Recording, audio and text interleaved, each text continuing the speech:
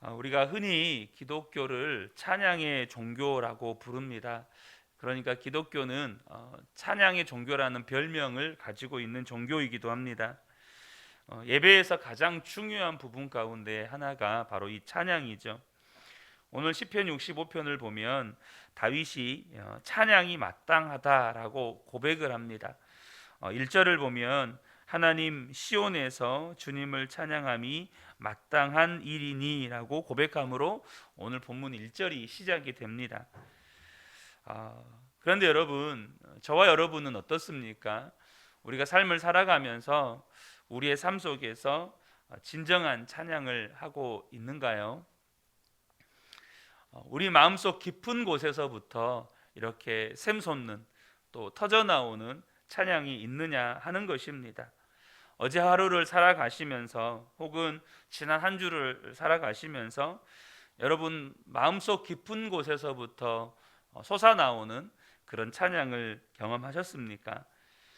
오늘 본문 9절부터 보면 다윗이 이 풍성한 수확으로 인하여서 하나님을 찬양하고 있는 것을 보게 되는데요. 9절부터 13절까지 한번 보겠습니다. 9절입니다. 주님께서 땅을 돌보시어 땅에 물을 대시고 큰 풍년이 들게 해주십니다. 하나님께서 손수 놓으신 물길에 물을 가득 채우시고 오곡을 마련해 주시니 이것은 주님께서 이 땅에다가 그렇게 준비해 주신 것입니다. 11절입니다. 주님께서 큰 복을 내리시어 한 해를 이렇듯 영광스럽게 꾸미시니 주님께서 지나시는 자취마다 기름이 뚝뚝 떨어집니다. 그 기름이 광야의 목장에도 여울져 흐르고 언덕들도 즐거워합니다. 목장마다 양떼로 뒤덮이고 골짜기마다 오곡이 가득하니 기쁨의 함성이 터져 나오고 즐거운 노랫소리 그치지 않습니다. 자, 이 제가 읽어드린 이 9절부터 13절을 보면 엄청난 이 풍성한 수확, 그러니까 대풍년이죠. 이것을 보면 다윗이 찬양할 만하다 이런 생각이 아마 드실랑가도 모르겠습니다. 하나님께서 얼마나 큰 복을 주셨는지 기름이 뚝뚝 떨어진다라고 이야기를 합니다. 여러분, 그러면 나도 찬양을 하겠다 이런 생각이 들죠. 그런데 실제로 시편 이 65편은 하나님께서 1년 동안 그런 풍성한 수확을 주셨기 때문에 드리는 찬양의 시편이 아닙니다. 다윗이 하나님께 찬양하는 것이 마땅한 일이라고 고백을 하는데요. 이 9절, 우리가 방금 읽었던 이 9절 이전에 그 이유가 크게 두 가지가 소개가 됩니다. 첫 번째는 뭐냐 하면 죄를 용서하시는 하나님에 대한 찬양입니다. 3절과 4절을 보면 저마다 지은 죄 감당하기에 너무 어려울 때에 오직 주님만이 그 죄를 용서하여 주십니다. 주님께서 택하시고 가까이 오게 하시어 주님의 뜰에 머물게 하신 그 사람은 복이 있는 사람입니다. 그러므로 우리는 주님의 집, 주님의 거룩한 성전에서 온갖 좋은 복으로 만족하렵니다. 첫 번째, 다윗이 하나님을 찬양하는 이유를 죄를 용서해 주시는 그 하나님의 은혜에 대한 고백으로 찬양을 드리고 있다는 겁니다. 여러분, 근데요, 우리도 역시 동일하게 다 십자가에서 죄 사함의 은혜를 받은 사람들입니다. 다윗은 바로 그것 때문에 하나님께 찬양하는 것이 마땅하다고 그렇게 말하고 있는 것이죠.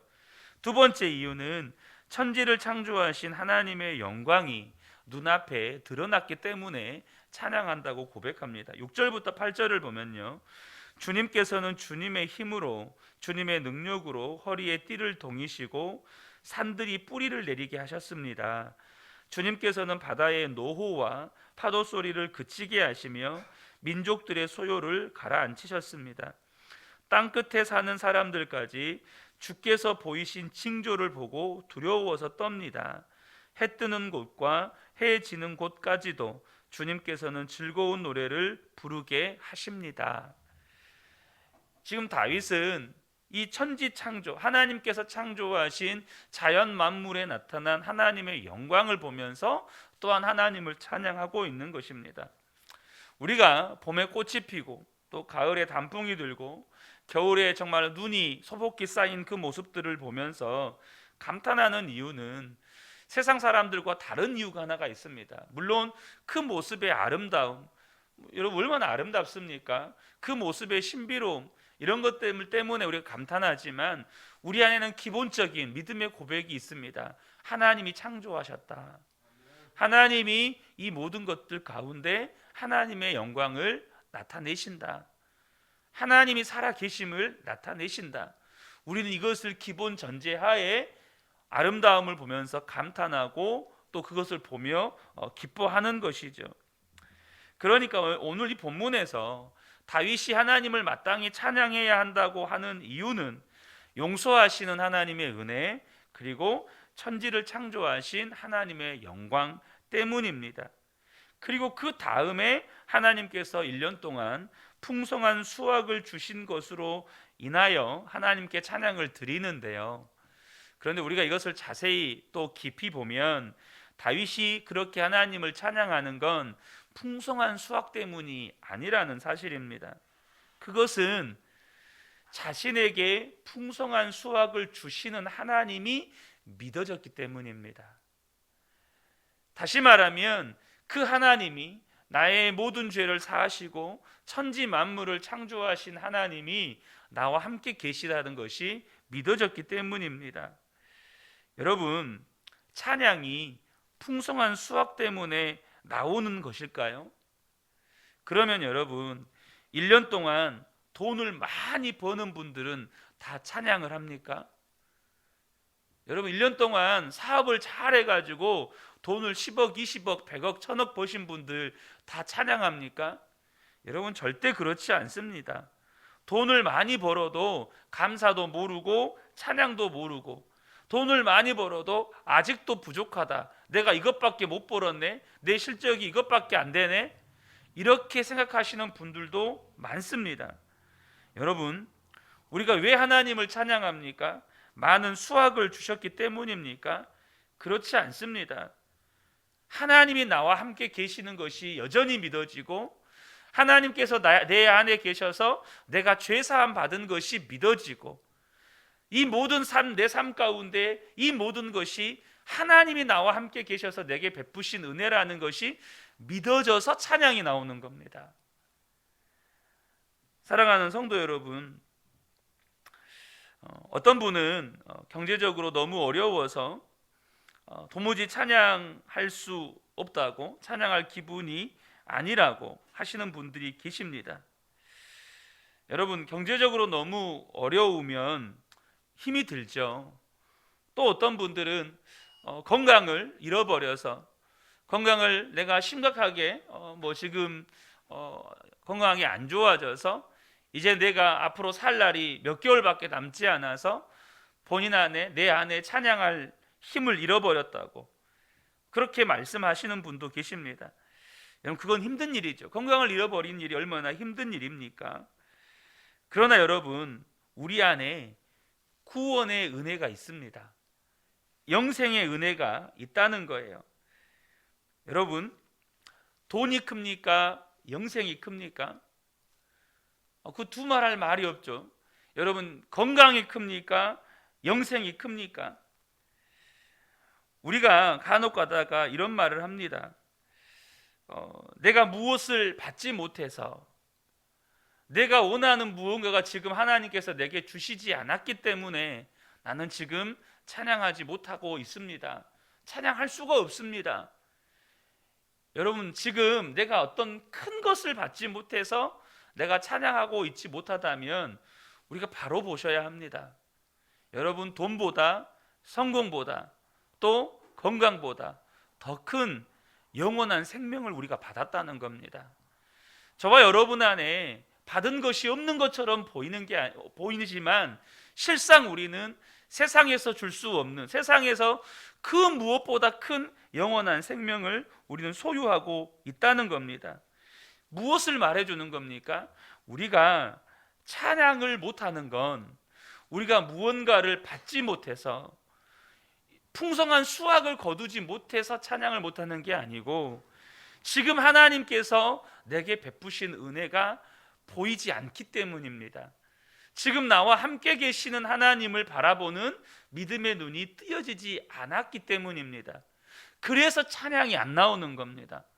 무언가를 받지 못해서 혹은 내가 원하는 무언가가 이루어지지 않아서 찬양이 안 나오는 게 아니라 하나님이 내게 베푸신 은혜가 보이지 않고 그 은혜가 믿어지지 않고 그 은혜가 느껴지지 않고 근본적으로 내 안에 나와 함께 계시는 하나님이 믿어지지 않기 때문에 찬양이 안 나오는 겁니다. 사랑하는 성도 여러분, 우리가 정말로 구원받은 영혼이 되면, 정말로 우리가 하나님을 알게 되면, 그러면 그것 자체가 찬양입니다. 내 마음속에서 계속해서 찬양이 나오는 거죠. 그래서 심지어 모든 것을 잃어버려도 찬양이 나옵니다. 그 증거가 바로 욥이라는 인물 아닙니까? 욥이 재산을 다 잃었습니다. 욥이 엄청난 거부 아니었습니까? 재산을 다 잃었어요. 그리고 자녀들이 다 죽었습니다. 한날 한시에 자녀들이 다 죽었어요. 제가 예전에 잠깐 말씀드렸지만 저와 함께 사역했던 전도사님이 21살 때 11개월 간격으로 아버지, 친오빠, 할머니 이 세 분이 11개월 간격 안에 세 분이 돌아가실 때 정말로 정신을 차릴 수 없을 만큼 큰 충격을 받으셨다고 이야기하시더라고요. 여러분, 아버지 돌아가시고 친오빠 돌아가시고 할머니 돌아가셨을 때, 할머니도 대가족이 함께 살다 보니까 그럼 친할머니니까 얼마나 이게 관계가, 할머니 손에서 키움받은 얼마나 관계가 돈독하겠어요. 근데 그 충격에 뭐 정신을 못 차렸다고 하시더라고요. 근데 한날 한시에 그 많은 자녀들이 다 죽습니다. 그리고 한날에 여러분 그 모든 재산이 싹 없어집니다. 여러분, 정신을 차릴 수가 있겠습니까?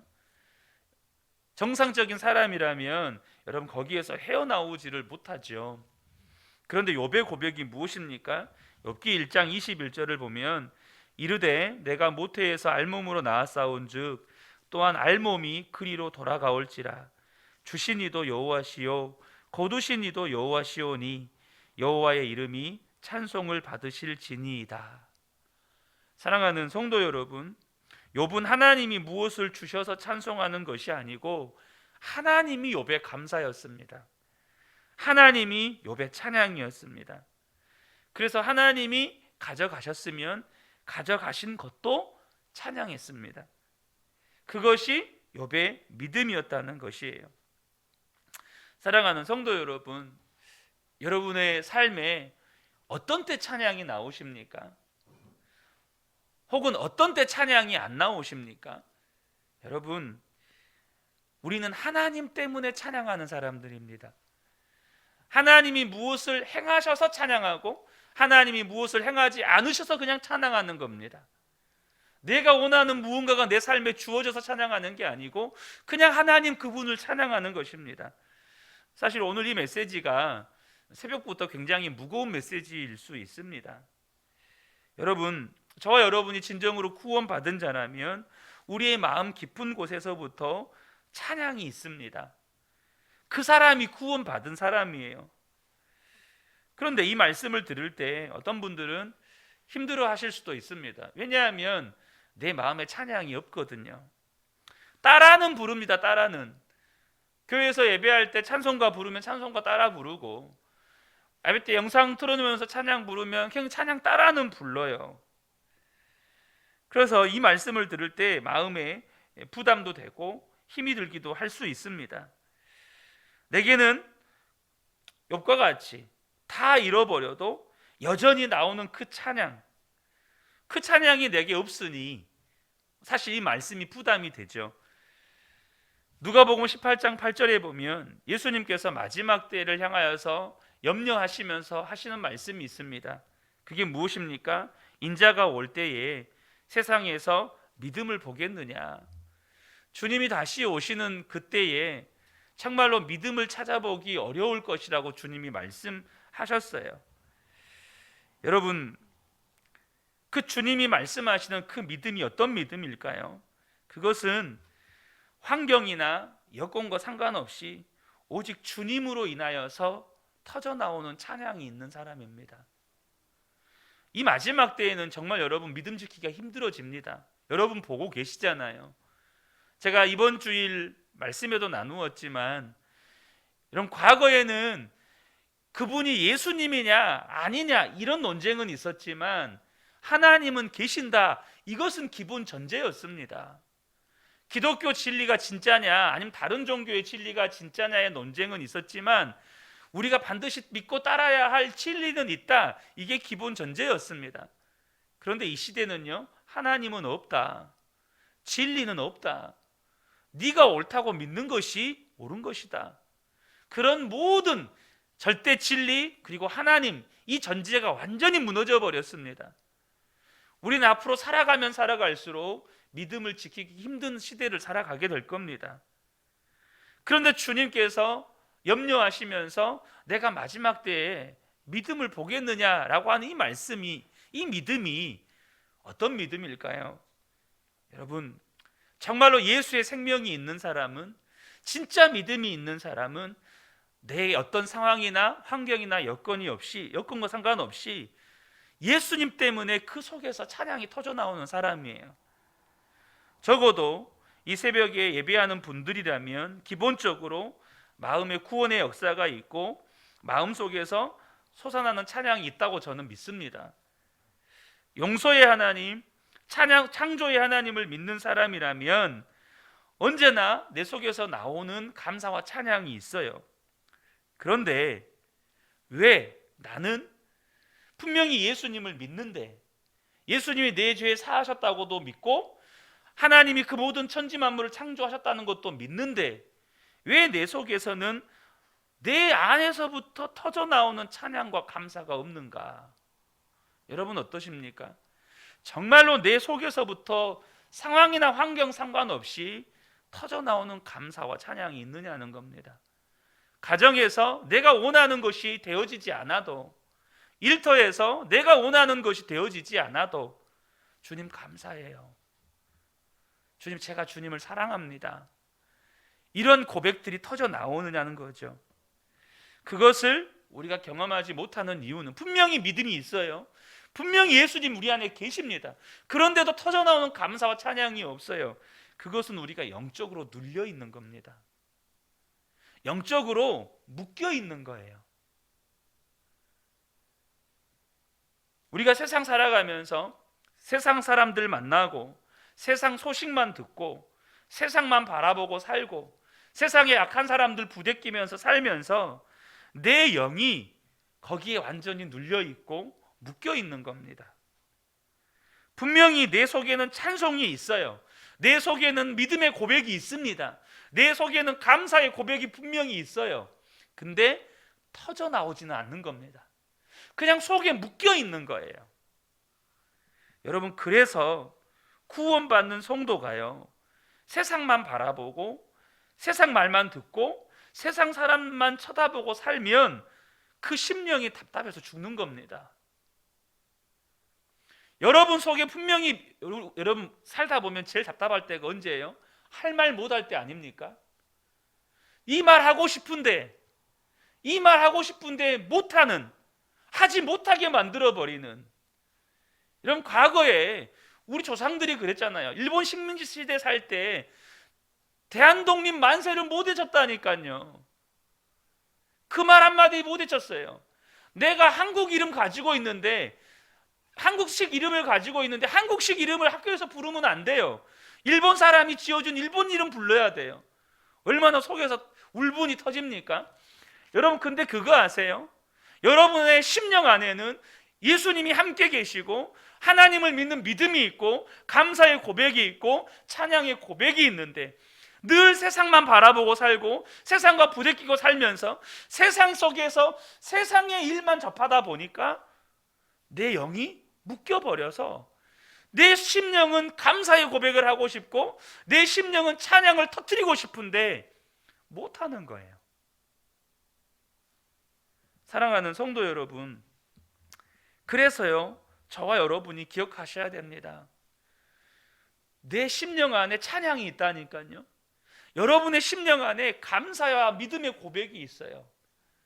근데 그것이 묶여 있지 않고 여러분의 삶에 터져 나오셔야 돼요. 그게 어떻게 가능하죠? 세상 바라보는 시선을 주님으로 향하셔야 돼요. 세상과 부대끼는 것을 주님과 부대끼셔야 돼요. 계속해서 주님을 바라보고 주님만 붙잡고 주님 의지하고 사는 것이 중요한 이유가 여러분 안에 있는 믿음과 감사와 찬양의 고백이 그때에 비로소 속에서부터 터져 나오는 겁니다. 저는 우리 근혜교회 모든 성도님들의 삶에서 정말 내 심령 깊은 곳에서부터 터져 나오는 찬양과 감사와 믿음의 고백들을 경험케 되시기를 축복합니다. 주님을 바라보는 게 너무너무 중요한 거예요. 여러분의 심령이 정말 답답해 죽는다니까요. 찬양을 하고 싶은데, 찬양을 터뜨리고 싶은데, 내 속에서부터 감사를 터뜨리고 싶은데, 내 속에서부터 믿음의 고백을 터뜨리고 싶은데 그게 꽁꽁 묶여 있는 거예요. 이 새벽에 함께 예배하는 우리 모든 성도님들 꼭 기억하시면 좋겠습니다. 주님은요, 우리 심령 깊은 곳에서부터 찬양과 감사와 믿음의 고백이 터져 나오는 삶을 살기를 원하십니다. 여러분 상상만 해도 여러분 그 흥분되지 않습니까? 날마다 내 입에서 속에서부터 터져 나오는 기쁨, 감사, 찬양. 이 새벽에 함께한 우리 모든 성도님들이 날마다 24시간 주님을 바라볼 때 내 마음 깊은 곳에서 터져 나오는 이 감사와 찬양과 믿음의 고백들을 경험해 가시기를 우리 주 예수님의 이름으로 축복합니다. 아멘.